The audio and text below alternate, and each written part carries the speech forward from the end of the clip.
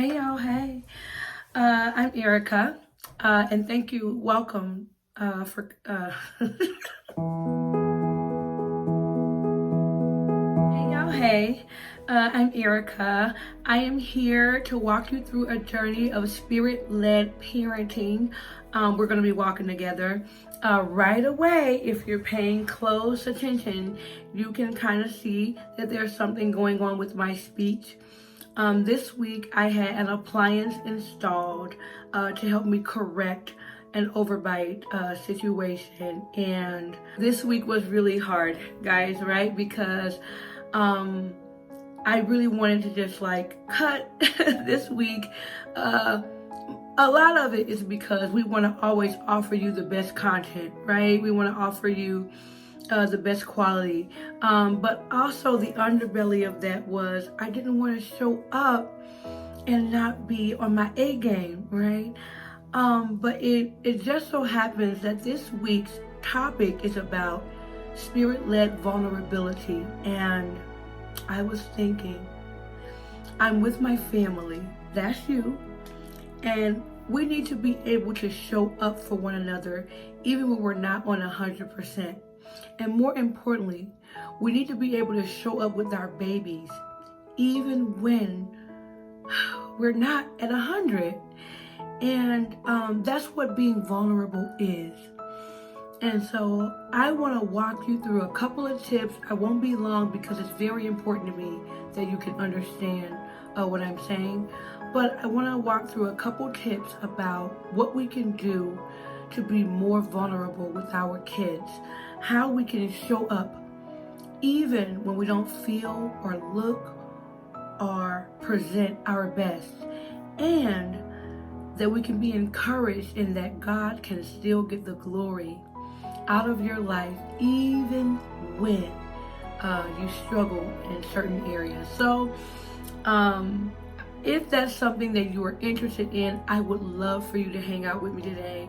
Let's hop into it, okay? All right. So being vulnerable according to the Spirit. Now, this is something that we struggle with as parents because we often confuse being vulnerable with being wildly transparent. And those are very different things. Being vulnerable is just showing up, weaknesses and all, in the lives of the people that you love, and letting them in to those spaces, letting them have a peek into those areas of your life that aren't so perfect. Now, in an effort to keep our kids from harm, we often hide our weaknesses. We don't want them to know what's going on. And even the basic feelings we have, like anger or sadness or fear, we don't share with them because we want to protect them. But the truth is, we really rob them of a deeper connection with us and with the Father because they learn to hide their feelings from Him by watching us hide our feelings from them. I want to talk about the difference between vulnerability and transparency. Wild transparency is just telling all your business, honey. It's just doing the most. Now, certain levels of vulnerability can lead to transparency, but it doesn't have to start there. Just acknowledging your weaknesses and embracing them even can do wonders for your connection with your kids. Now, I'm not saying we don't get help for those weaknesses, but showing up as you are and letting them know I'm not perfect, but I'm loved, and so are you.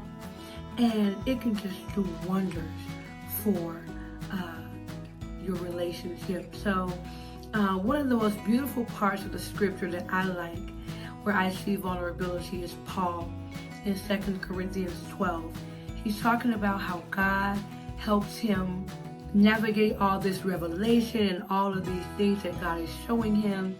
And he says that he has a weakness that kind of keeps him from becoming arrogant or conceited. and he asked God to take this thing away.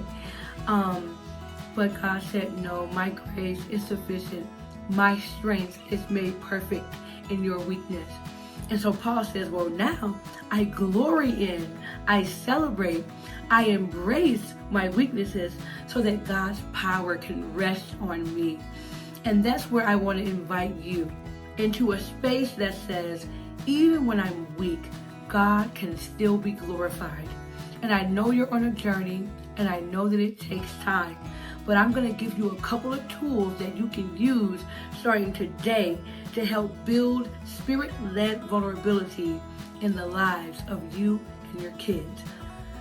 Whew, we made it, honey. All right. So a couple of tools that you can use to start your journey on spirit-led vulnerability and that you can implement today, okay? So number one, repeat after me. I don't know. Profound, right? Who knew? It's okay to say, I don't know.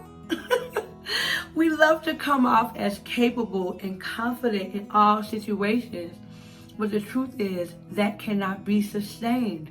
Sometimes we just don't know. And not only is it okay to admit that, but it's empowering to you and to your kids to be able to say, I can't always know the answer to everything. So say I don't know, and then show that you care by finding the answer together with your kids. It will work wonders for the areas of vulnerability. Number two, you gotta say I'm sorry. You gotta be able to say I'm sorry. Nobody wants to be wrong. Who wants that, right?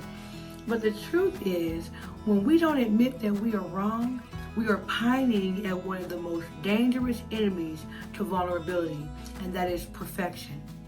We are not perfect, but it's okay to be perfectly human. And letting your kids know, I was wrong when I did that. I'm sorry that I did that. Or letting them see you apologize to someone else will work wonders in humility and vulnerability. And then number three, you gotta start sharing your feelings with your kids. Now you gotta learn how to do it without scaring them, but you gotta share sometimes. In an effort to protect our kids, we often hide what we are feeling or why we're feeling what we're feeling. And so they can see that we're angry. They can see that we are sad. They can see we're frustrated. But when we don't acknowledge it, we run the risk of them thinking it's their fault, or of them learning how to hold their emotion in when they feel bad. And so let your kids know, I don't feel so good because I had an argument with your dad. Or, you know what, I worked really hard and I didn't get that promotion and it really hurts. You will be surprised how the depth of that honesty will really build that relationship between you and your kids in a vulnerable way. Well, guys, that's it. That's all I have today. I hope that something I said really helped you. I hope you can understand what I'm saying. But I'm thankful that I can show up with you, my family, as my authentic self, even when I'm not at 100%. I'm learning to be vulnerable right along with you. Thank you for joining me. I hope to see you again next week. Next week, you don't want to miss. We're talking about spirit-led discipline. You do not want to miss next week. Thank you so much for joining me, and I'll see you soon.